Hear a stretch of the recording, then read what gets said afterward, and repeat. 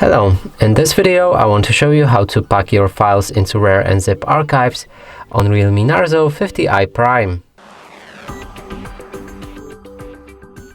So in order to do this, first you will need to get the RAR app.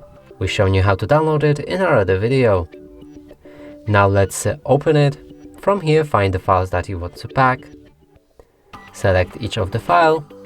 Click on this plus button. From here, you can change any archiving options, but it's not necessary, so I'm just gonna pick a name.